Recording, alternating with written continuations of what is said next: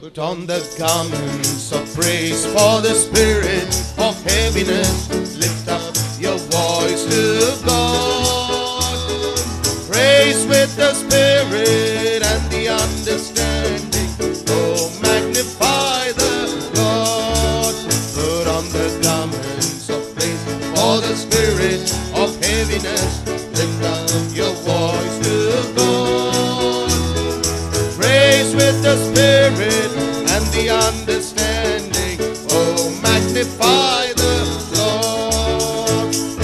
All you that mourn in Zion, I have authority to appoint unto you in Zion all of joy that will set you free. Put on the garments of praise for the spirit of heaviness. Lift up your voice to God. Praise with the spirit and the understanding. Oh, magnify the Lord. Lift up the hands that hang down. Lift up the voice now still. Give unto God continuous praise. Sing forth from Zion still. Put on the garments of praise for the spirit of heaviness. Lift up your voice to God. Praise with the spirit and the understanding. Put on the garments of praise for the spirit of heaviness. Lift up your voice to God. Praise with the spirit and the understanding. Sing to Yahweh, hallelujah. Sing praises to our God. Praise and adore him, bow down before him. Oh, magnify the Lord. Put on the garments of praise for the spirit of heaviness. Lift up your voice to God. Praise with the spirit.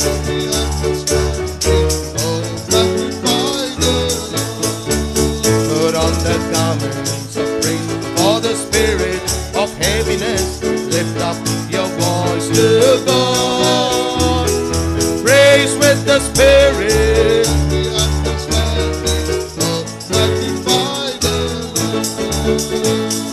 Lift up the hands that hang down. Lift up the voice now still. Give unto God continuous praise. From Zion still. Put on the garments of praise for the spirit of heaviness. Praise with the spirit and the understanding. Oh, magnify the Lord.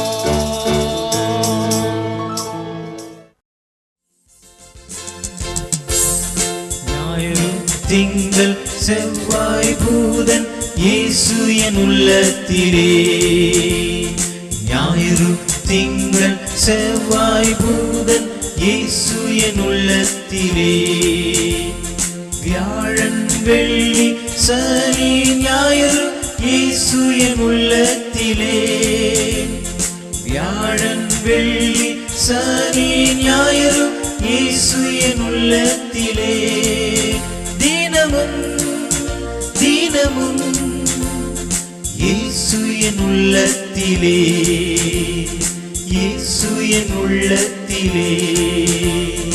ஞாயிறு திங்கள் செவ்வாய் பூதன் இயேசு என் உள்ளத்திலே. ஞாயிறு திங்கள் செவ்வாய் பூதன் இயேசு என் உள்ளத்திலே.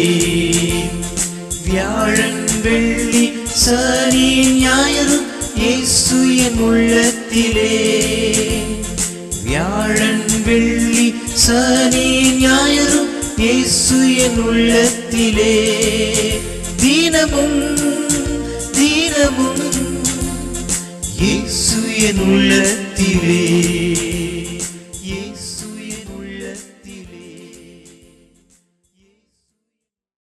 Let's pray.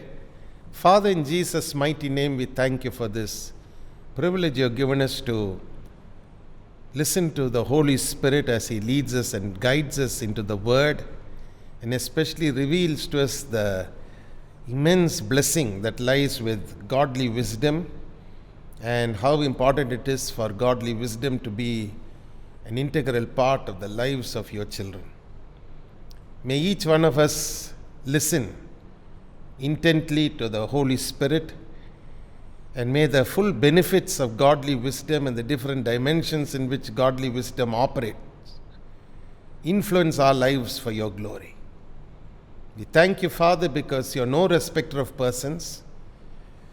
You will honor your word to your children, and you will bring to pass exactly what you have promised, so your children can live to enjoy and taste the grapes of greatness and the grapes of success and the grapes of blessing.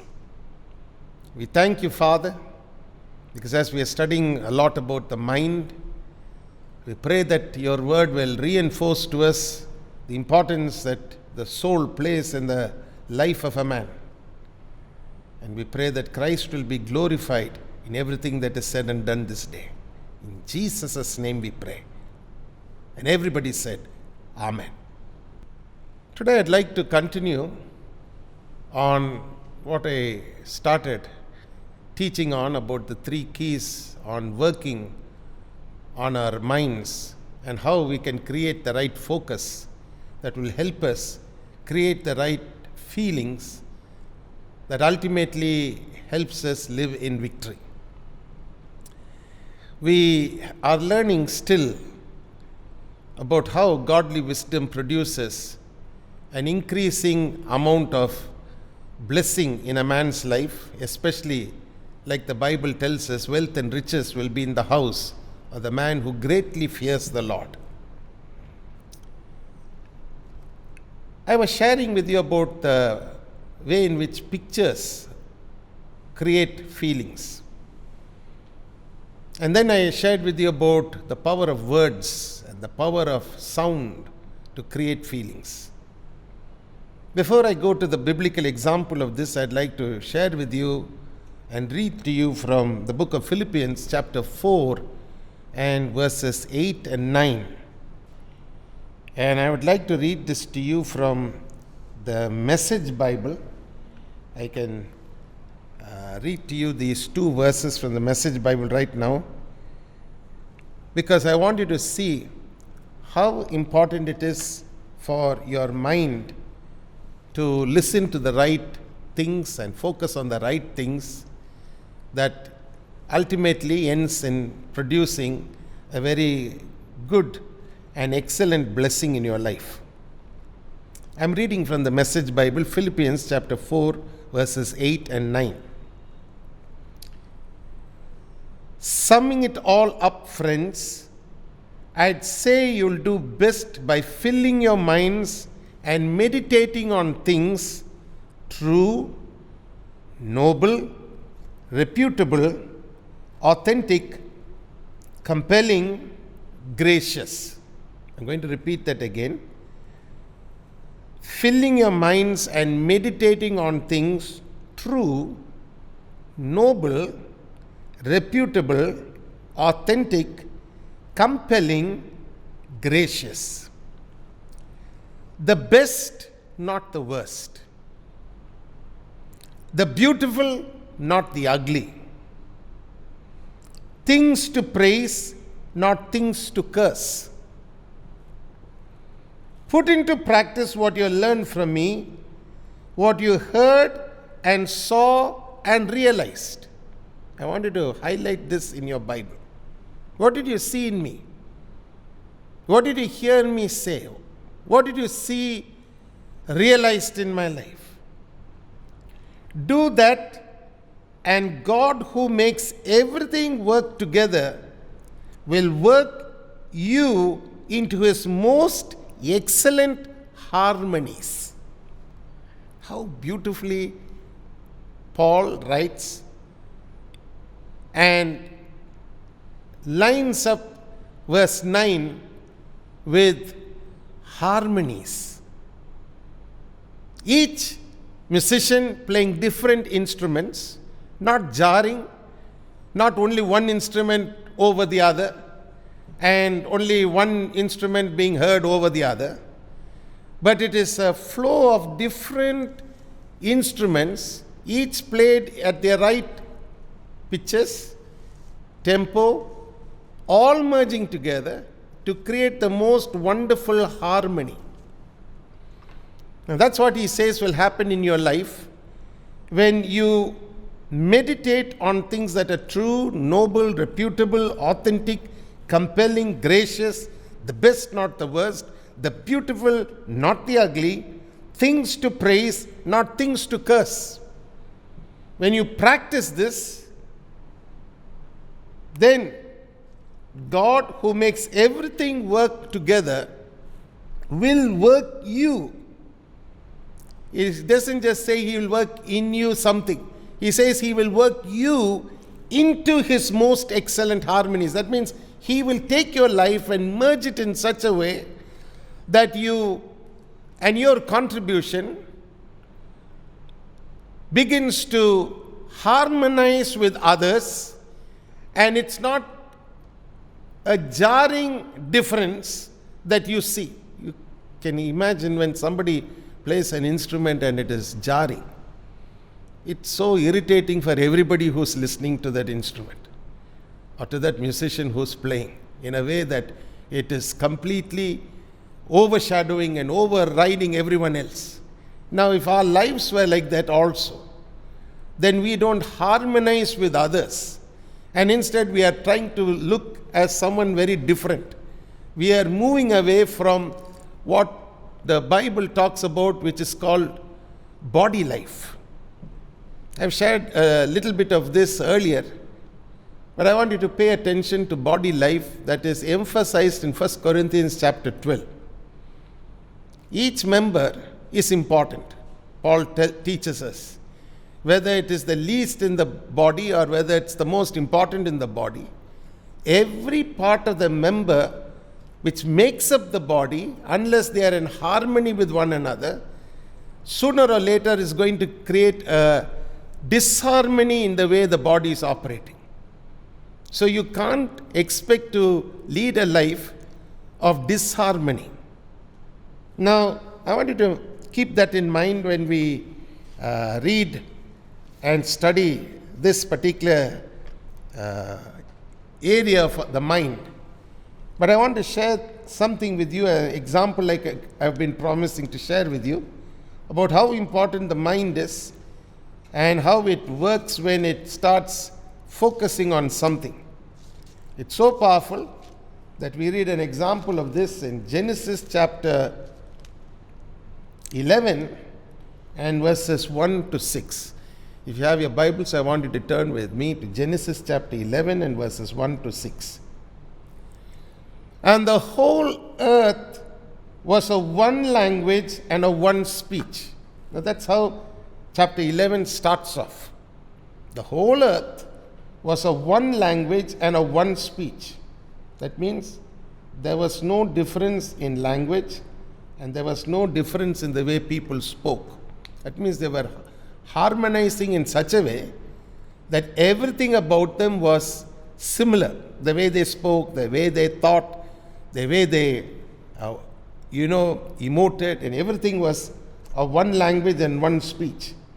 Verse 2, and it came to pass, as they journeyed from the east, that they found a plain in the land of Shinar, and they dwelt there. Now, they were all moving from place to place, and then they come to a place which is the land of Shinar, and they dwelt there. Now, in verse 3, the Bible says, and they said one to another. I wanted to highlight the word, they said. Put a asterisk or a circle around that word. And they said one to another, go to, let us make brick and burn them thoroughly. And they had brick for stone, and slime had they for mortar. And they said, I wanted to circle the word, and they said. Again, it's words. Now, each time they spoke, they were painting a picture in their mind's eye of something. Now, their tongue became the pencil by which they were drawing pictures in their mind. And they said, "Go to, let us build us a city and a tower." Now, I want you to understand these were just people who were journeying. They were like moving from place to place. Now, they have started to imagine in their mind's eye a city. Now, they didn't have a city. But now they're saying, let us build us a city. Number one. Number two, and a tower. So I want you to make a note of these two things. Now, this is not going to be an ordinary tower. They said, first let's build a city. Then next let's build a tower whose top may reach unto heaven. That means it's going to be a huge, huge undertaking. Now you can imagine, they didn't have the tools that we have. They didn't have cranes. They didn't have building construction equipment. They didn't have scaffoldings like we have today. And yet they believed they could build a tower from earth to the heavens, and let us make us a name, lest we be scattered abroad upon the face of the whole earth. I want you to make a note of this, please. I want you to underline this place. Let us make us a name. That means they believed that when they built something like this, number one, they would have a name. Number two, and they would be so focused that they would live together and not be scattered. Now you can imagine, once their focus began to move from traveling from place to place to place to place, now they're beginning to believe they can have a city. They can have a tower. And that tower need not be just a couple of feet high. This would reach up to the heavens. Now, how would they accomplish all this? They believed it was possible. Why?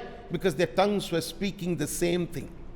Their minds were now focusing on a tower that could reach up to the heavens.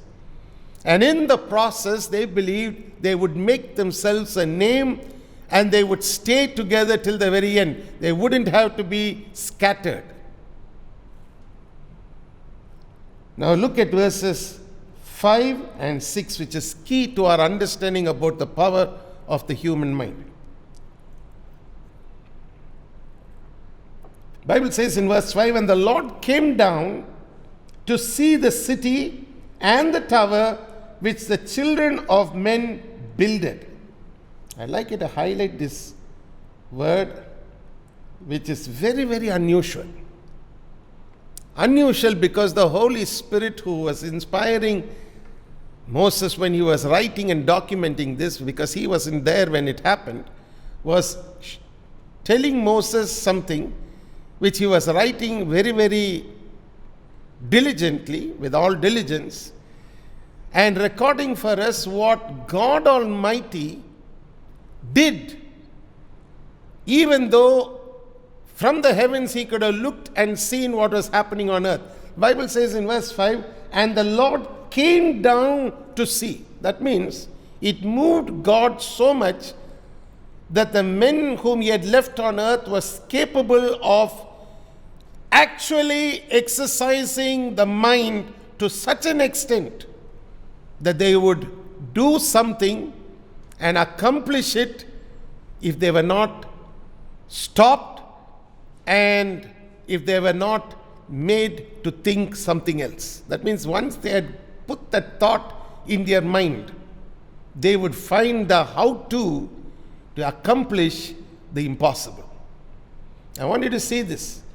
It's not that God was sitting in heavens and laughing at them and saying, "Well, these people are foolish. They're just thinking something and it's not going to come to pass." No, the Bible says God came down to see, number one, what they were saying, the city. He wanted to see what they were calling a city. Number two, and what they were saying would be the tower that would reach up to the heavens, that would help them to have a name. Now you must understand, fallen man had lost contact with God. These people were trying to re-establish contact with God their way, with their method, and with the power of their mind. Are you listening? Now let's read verse 6. And the Lord said, behold, the people is one, and they have all one language. And this they begin to do. And now nothing will be restrained from them which they have imagined to do. I wanted to highlight the word imagined. That's the power of the section of a mind of a man, which is the place we call the place where a man imagines things. Imagination. Don't underestimate the power of imagination. What imagination does is create an image. Now, what was being created as an image in the minds of all these men and women who were of one language and of one speech was that in their mind's eye, an image of a city and a tower that was reaching up to the heavens and which would create for them a name on earth. Now, all these things, God said, nothing will be restrained from them. I want you to mark that down. It's very shocking to see the statement that God made. And that's the same statement He is saying to you right now as you're listening to His word. Nothing will be restrained from you. That means nothing can be stopped once you start imagining it in your mind. It's either good or bad. It's either noble or something of an ugly nature. Whatever you imagine, whatever you image in your mind, you're going to see what you have imagined or imaged will not be restrained from you. That means you will somehow find a means to coming to that place. Now, so what did God do? In verse 7 and in verse 8, do we read about what He did? So He's talking to Himself. God said, go to, let us go down and there confound their language, that they may not understand one another's speech. That means the first thing God did to stop them from continuing in their plan, which was on their minds, was to confuse their language. That means to break up the way they spoke.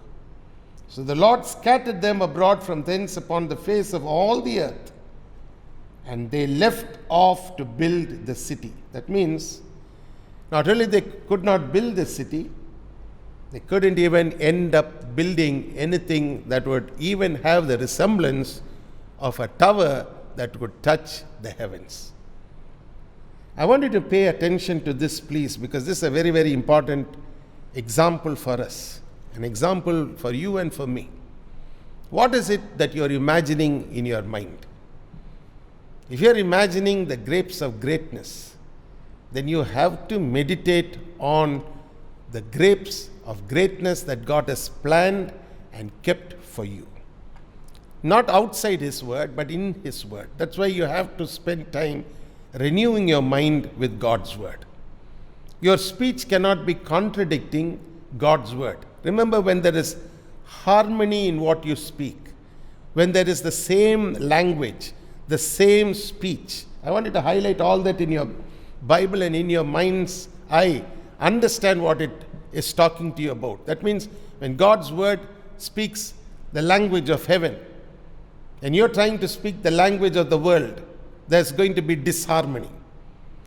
When God speaks the language of heaven or the kingdom language, when your words begin to also become kingdom language speech, you will begin to see how your words will create the right kind of image for you to focus in your mind. And sooner or later, what you focus on will create the right feelings in you, right emotions in you. And you will begin to move towards that rather than move away from it. Therefore, I want you to understand that it's so important for you to speak the language of God, which is the language of heaven, which is also the language that Jesus told was the language of the kingdom of God.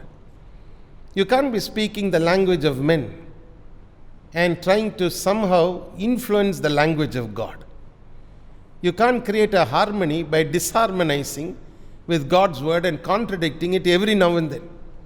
That's what most people are doing. When the Bible talks of being prosperous and having good success, immediately they will speak something else. And they expect what the word of God teaches not to come to pass in their life. Sure, it will not come to pass in the life of a man who is in disharmony with God's word.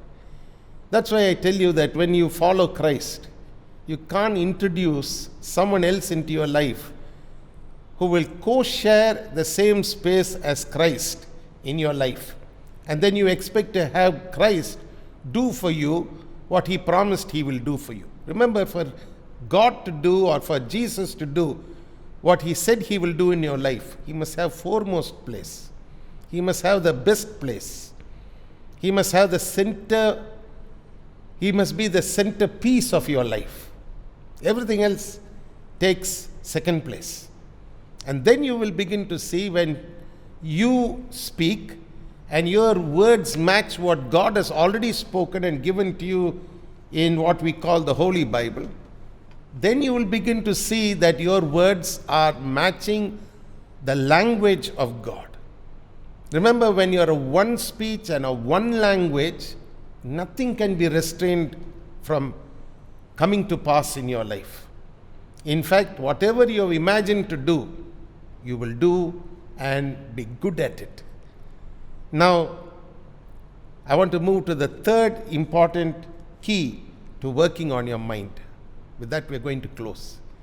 It is the key of studying the Word of God. When I talk about studying the Word of God, I'm not talking of you getting seminary degrees. I'm talking of you earnestly spending time in God's Word and letting God teach you His Word. It's one thing for you to learn to interpret His Word. Most often our interpretations are wrong. Because every time we try to interpret the Word, we are trying to interpret the Word of God with our own limited understanding. God's not asking you to interpret the Word of God. He is asking you to learn from Him. That's what Jesus even taught. He said, "Come to me, learn from me. My yoke is not heavy. My burden is light." That means whatever yoke I put on you, it's custom built. It's not going to cause calluses to come on your neck and make you walk with some wound on your neck. Like we see sometimes, animals who are hooked onto the wrong yokes end up with huge wounds on their necks. And then they find it very hard to pull their burdens, because the load of it becomes even more harder to pull and to, drag with the day or by the day because of the wounds that they are already suffering in their necks. That's not how the way God leads us or guides us in our Christian life. When we are yoked to Christ, the yoke is custom built. It's built for us specially. And then His burden is light. That's why I want you to know that the Word of God will solve every problem in your life. Remember, there is nothing more effective in communicating the laws of God's success to a man than the words of wisdom that you find in the Bible. Remember, the Bible is God's success handbook for you to study intently every day. If you're studying all the rest, this book, that man's book, this man's book, and never study the Word of God, and you're trying to read a book to interpret the Word of God, you're in big trouble. Because sooner or later, your interpretation is going to be haywire from the mind of Christ. Remember, the mind of Christ knows no limitation. The mind of God is a God's mind that is full of you, and a mind that is full of abundance. It's never a mind of lack, want, a mind of suffering, a mind of not having. It's a mind of completeness, wholesomeness. A mind that is so full of everything good. That's why the Bible says God is good. And we are asked to meditate on things that are good. Now, if you can only work with your mind, you can change your world. And you can change the way your life is operating on this world. I want to close with reading to you from Isaiah chapter 26 and verses 3 and 4. I want to read to you 3 different translations today. I want to read to you these translations so that they will help you understand the richness of Isaiah chapter 26 and verse 3. Firstly, I want to read to you from the Amplified Bible. So I would like you to make a note of this, Isaiah chapter 26 and verses 3 from the Amplified Bible. And then verse 4 as well. I want to read these 2 verses to you, but we'll read verse 3 first and then verse 4. Amplified Bible reads like this: You will guard him and keep him in perfect and constant peace, whose mind, both its inclination and its character, is stayed on you, because he commits himself to you, leans on you, and hopes confidently in you. Make a note of that. He commits himself to you, leans on you, hopes confidently in you. So trust in the Lord, commit yourself to him, lean on him, hope confidently in him forever. For the Lord God is an everlasting rock, the rock of ages. Remember what we studied. When Israel, or the Bible calls him Jeshurun in a poetic way, lightly esteemed God, who had given him the very, very best, to ride on the high places of this earth, fed him with the best of wheat, gave him the best of the grape wine to drink. And he took all that for granted and lightly esteemed the rock of his salvation. What happened? He lost everything. I want you to know this, please. Find out whether you are trying to be like Israel was. When you start enjoying the good life, you forget God. And you get so caught up with the good life that you don't know the God who gave you the good life. Bible says, lean on him, hope confidently in him forever, for the Lord God is an everlasting rock, the rock of ages. Now the same portion of scripture I want to read to you from the New Living Translation. This is the second Bible translation I'd like to read to you from, and I want you to listen to the beauty of this verse, or these 2 verses. You will keep him in perfect peace, New Living Translation, all who trust in you, all whose thoughts are fixed on you. That means if your thought life is fixed on God, unwavering focus, a fixed focus. I don't know, some of you may remember the fixed focus cameras that used to come earlier. They were very limited in the way they would have photos taken, but they could be very, very clear and very good when they were focused on what needed to be focused, and they could capture images very clearly. Everything else would be blurred. Everything else would be left out. That's what it means to be fully focused on Christ. To be fully focused on Him is to have Him and Him alone as the center of your life. Now look at verse 4 in the New Living Translation. Trust in the Lord always, for the God is the eternal rock. Are you listening? He's not only called the rock of ages, He's eternal. That means it doesn't matter in which generation you find yourself in, whether it's in my generation, or it's in the next generation, or it's in the next generation or 2 generations away, yet to come to a place where you're, able to understand this truth fully. God remains as an eternal rock, unshakable. Now, finally, I want to read to you from the Message version of this particular 2 verses. Bear with me as I read them to you, because I want you to understand the depth in which God expects you to work on your mind. Again, I tell you, you can't have a mind that is losing focus on Christ and the goodness of God.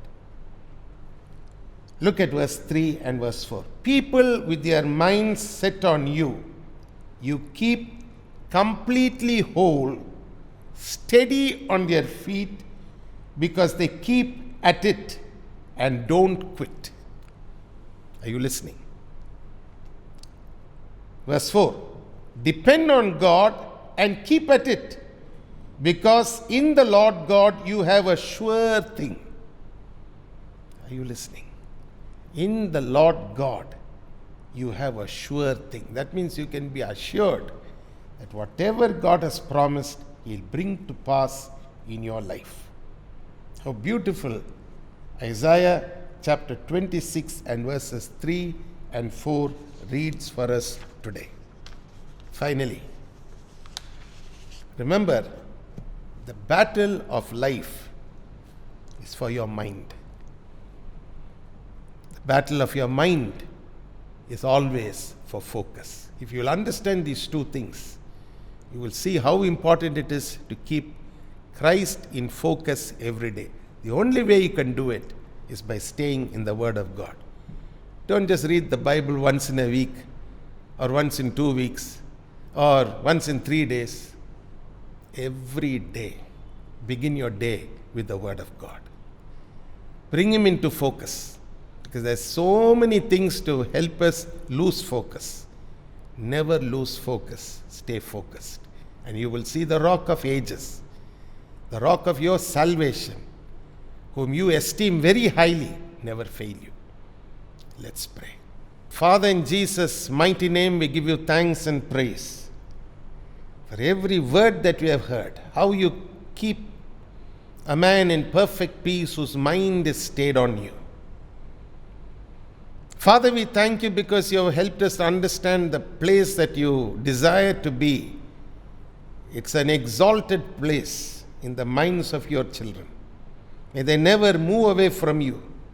May they always stay in the place where their mind is fixed on you.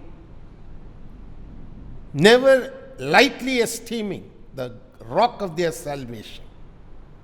Have mercy on those who have moved away, who have over the last couple of months or years somehow supplanted that image that they have had of you with other images. Oh, precious Father, we cry out to you, O God, for mercy on such lives. May they learn that the harmony that you intend for them to be is never accomplished when they speak a language that contradicts the language of God. the speech of God, kingdom speech. No matter how hard they try to strive to appear noble before men, their nobility falls short of your glory when they speak words that contradict everything that you have said. Have mercy. Oh, precious Father, have mercy on their lives and bring them back to you, O God. By your Spirit, may they be renewed and brought back to you, O Father. In the name of Jesus, may they never walk away from everything that you have planned and purposed for their lives. Reach out with your love to them. Bring them to a place where, once again, their focus is on Christ and Him alone. I pray in the name of Jesus, regardless of what their age group is, that they find themselves in, you will be the rock of their salvation. You will be the rock of ages. You will be the eternal rock that produces something that is unchanging in their lives. In the name of Jesus, an unchanging assurance of your presence and goodness. Protect every person who's listening to the sound of my voice today under the precious blood of the covenant. Let mercy reach out to them right where they are in Jesus' name. Let them be encouraged. Let them be strengthened. Let the righteous see wealth and riches in their home. Let surplus begin to manifest at this time of the wheat harvest. In the name of Jesus. Those who are in debt, get out of debt. Let them live honorable, dignified lives. Let their language be the language of heaven. Let them never speak things that are contrary and contradicting the word of God and assume that their interpretations are acceptable in your sight. Oh, mighty Father, the misery they go through day after day, the unnecessary pain, the unnecessary torture that they put themselves through. Oh, Father, it's not your perfect will for their lives. May they learn to cling to you and to hope in your mercy and deliverance. We thank you and we worship you. Commit everyone into your hands. Those who are sick, may they be healed. Those who are struggling with some problem in their physical bodies, may they experience a touch from the merciful God who said, I will be your physician. In the name of Jesus, in the name of Jesus, reach out and touch your children. Transform their life situations. Produce the joy of them knowing you are never going to leave them nor forsake them. Your presence is with them. Let loneliness depart from their lives. Let it be replaced by the holy communion that you want to share with them in the person of your Spirit. We thank you and we worship you. And commit everyone into your hands. In Jesus' name we pray. And everybody said, Amen and Amen. And may the blessing of God the Father, the blessing of God the Son, and the blessing of God the Holy Spirit rest and abide with each one of us, both now and until Jesus comes again. நம்முடைய ஆண்டவராகிய இயேசு கிறிஸ்துவின் கிருபையும் பிதாவாகிய தேவனின் அன்பும் தூய பரிசுத்த ஆவியானுடைய ஐக்கியமும் நம்மோடு கூட இன்றும் என்றும் இருப்பதாக. ஆமென் and amen. Hallelujah. Hallelujah. My friends, it is my greatest desire that the countenance of God will be upon your countenance. That God will grant to you joy that you rightly deserve. God doesn't want you to go through life always lacking, walking in want, and always living far below the wonderful destiny He has for you. Remember, He is a good God.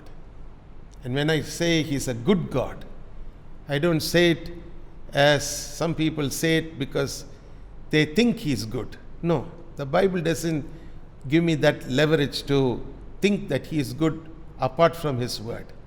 The Bible says God is good, and that's why I say God is good. The Bible reveals to me that He's a good God. That's why I say He's a good God. And that's what I want you to also declare in your life. Always remember, when you say God is good, it's not because you suddenly feel He's good. No. The Bible says He's good, so I say He's good. The Bible says He does good, so I say He does good. The Bible says He can transform and make the dry desert into a place where moistness and rivers of living water can flow. So I say the same thing. He can make the desert to blossom like the rose. And the Bible said it, so I say it.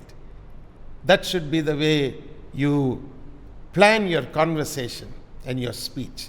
And believe me, when your words matches the words of God or the language of heaven, you will see what the Bible says, the redeemed of the Lord will come with songs of rejoicing once again back to the house of God. God bless you, prosper you, and make His face to shine on you. In Jesus' name, Amen. மான்கள் நீரோடை வாஞ்சிப்பது போல் என் ஆத்துமா வாஞ்சிக்குதே.